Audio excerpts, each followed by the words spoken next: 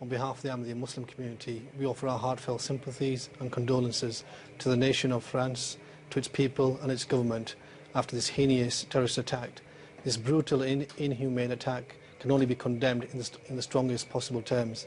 At the same time, let me reiterate that any form of extremism, terrorism is against the teachings of Islam, and in fact Islam says that if you kill one person, innocent person, it's like the taking the life of all of mankind.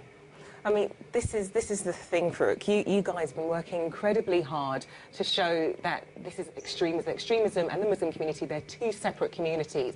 You know, how do you feel? Like, do you feel worried now that this indeed could damage the good work that you guys have been doing over the last many years? I think it's always worrying when events like this happen. You know, as the Prime Minister mentioned today, this is exactly what these extremists want. They want to divide communities. What we have to show is solidarity and that we're together. Because extremism, terrorism has no colour, no religion, no race. All right, well, listen, let's listen to Sir Bernard Hogan-Howe. He was actually appealing for help from the community. Let's listen to what he's had to say. The first thing that we have to keep the same is that we have to continue to build our relationships with all members of the community. We have to make sure that this type of attack does not drive division. So we'll be out there reassuring people, we'll be out there making sure that we look after all our community and make sure that that doesn't change.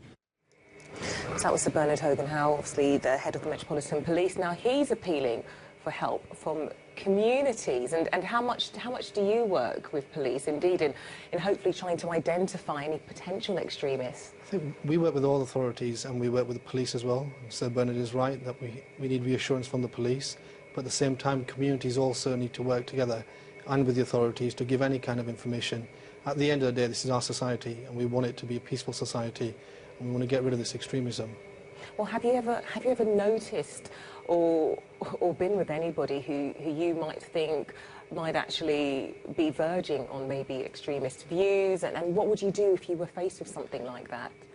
From our community, we're quite lucky and fortunate in the sense that we haven't had any form of extremism or radicalisation, but we do deal with these issues. We engage with youngsters, we talk to them about these issues openly to get things off their mind and to discuss these. But at the end of the day, we also need to look at the root causes. You know, we have one leadership, His Holiness Hazrat Mirza Masroor Ahmad, who's the Caliph of Islam, and we follow that and we follow the true message of Islam. But we need to actually get to the grassroots and deal with problems such as educational, social problems, to remove the frustrations there are in youngsters today. Now, one thing that's quite the forefront of many people in London, in their minds, is the fact it could happen here. What happened in Paris could, in fact, some people are saying, gosh, we're surprised it hasn't happened already. What do you think? Do you think that there are people living in London which would have the capacity to carry out attacks like that? I think it's extremely worrying, and people have said that. I think the authorities are doing a very good job, because there's a lot of incidents which could have happened but haven't because of the alertness of our authorities. So we should applaud and appreciate our society, the police as well, and the way they're handling things. And it's extremely worrying. We don't want to see this in London. We don't want to see it anywhere, and hopefully it won't happen here. But there is a genuine real risk.